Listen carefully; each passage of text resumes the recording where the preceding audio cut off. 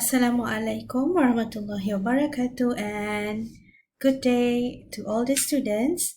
Welcome back to this part 2 of topic 1 Introduction to Research. So the next question is, so what is research? You has been explained on the process of what is research, and you've been given an example of a case of a general manager of a car producing company that aimed to solve a problem with a rattling sound at the dashboard and the rear passenger seat after a few thousand kilometers of driving. Two important characteristics that are highlighted in this case is, first, it is systematic. Second, it is following a scientific method of inquiry. So, what is research? First, you need to understand, first, research is a systematic procedure that have some steps that need to be followed in a logical order. These steps are, first, to understand the nature of problems. Second, is to identify the related area of knowledge. So in the case of that general manager, the problem is the rattling sound at the dashboard and the rear passenger seat after a few kilometers of driving. So that's a problem. The second is the area of knowledge. The area of knowledge is must related to the problem that being highlighted in your study. So in this particular case, the area of knowledge could be a knowledge on producing a car, installation of components, a mechanical components. It could be something to do with physics. It could be something to do with a technology or innovation. So the third one is reviewing literature to understand how others have approached with a problem. So it means that it could be someone else in the world has a possible solution to that particular problem, which is a rattling sound at the dashboard and the rear passenger seat. So it is important for us to acknowledge the existing knowledge that has been highlighted by the other researchers in the world. Okay, number 4 is collecting the data in an organized and controlled manner so that we can arrive at a valid decision. Valid decision means a decision that we can trust and other people can trust as well. Number 5 is analyzing data appropriate to the problem. Number 6 is drawing a conclusion and making generalization. Drawing conclusion rationally with evidence.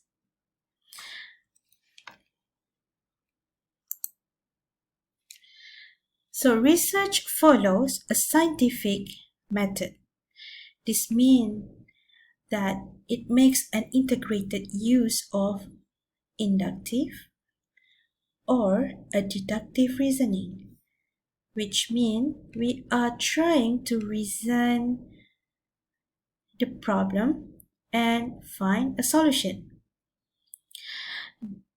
This makes it very useful for explaining and predicting a phenomena. The basic assumption of a scientific method is that every effect has a cause. So every problem must have a cause and a solution. A high quality research is very crucial. A research that can be a basis of a decision making. So, a research must be able to be replicated or duplicated. This is not a plagiarism. It can be replicated means someone else can replicate your research and adopt it at other situation. For instance, that general manager cases. So if he already conducted a research and find the answer and publish it somewhere and letting other knows what is the actual problem happen, what causes it and how to solve it, and other producing company can utilize this knowledge and make innovation to that particular solution. It is research also need to be able to be generalized to other setting, other countries, other local contexts, and so on.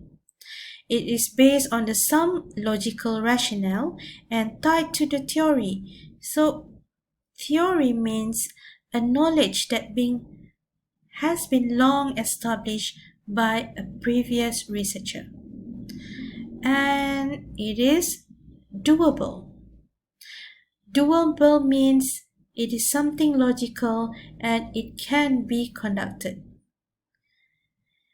Of course, when we do something, we want to aim for the moon and the stars, but we have to be rational, whether or whether not we have able knowledge or resources to reach the moon and the stars. A research also able to generate a new questions for a future investigation. It is incremental and it's a political activity that should be undertaken for the betterment of a society. Then, what is a bad research? These are the things that we want to avoid when we do research. First, misinterpreting information and misleading the participants.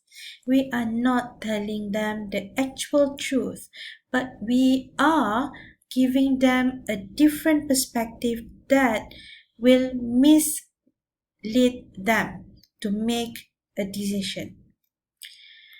The opposite of what have been discussed in the high quality research.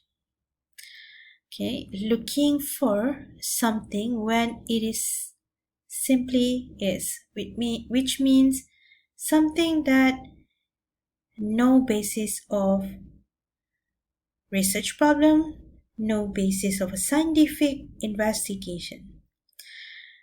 Plagiarism is something that we want to avoid by all means. This is a serious offense when we are doing research. Duplicating and replicating is not a plagiarism. Plagiarism when you take someone else's research and claim that research is yours.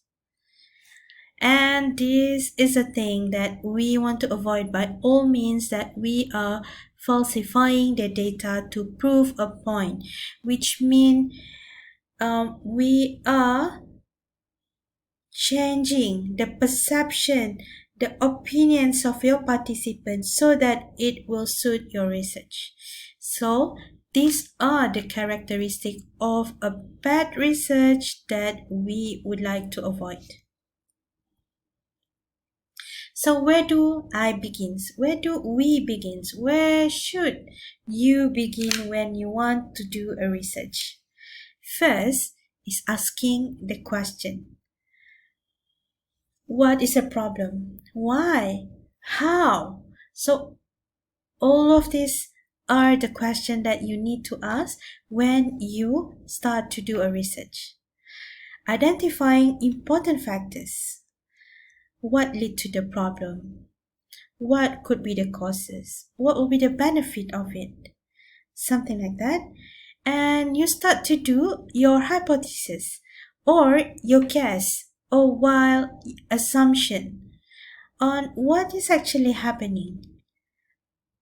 And you can proceed after that with collecting a relevant information so that you can prove your assumption, your hypothesis is correct or otherwise.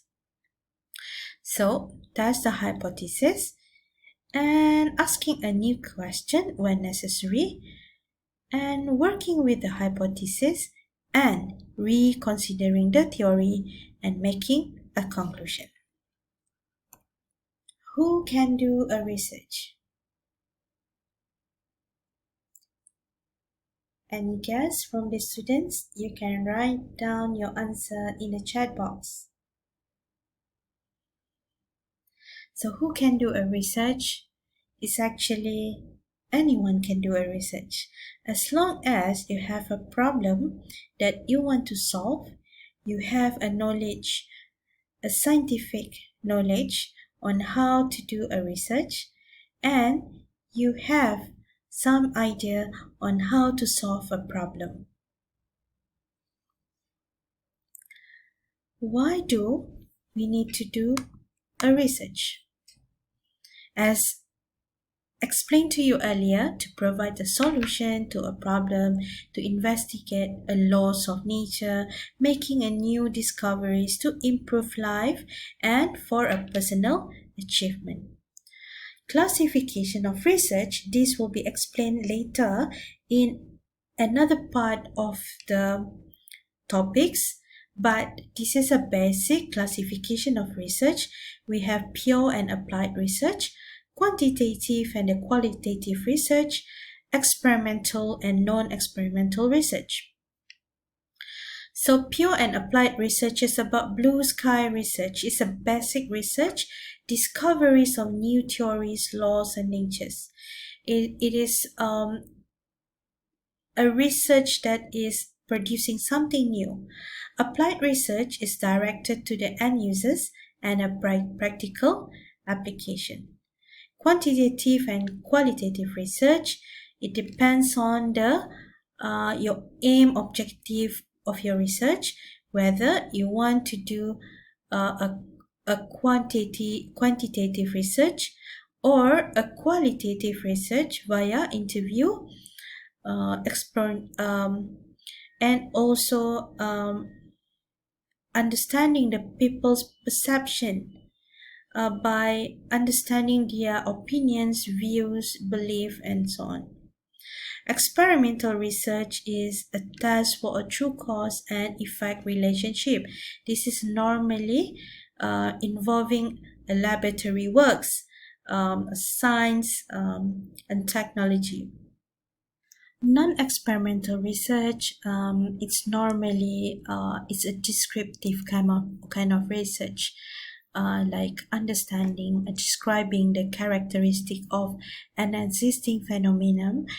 Historical research, such as looking at the past events to the current event, trying to understand what was happening and what will be happening in the future. And last one is a correlational.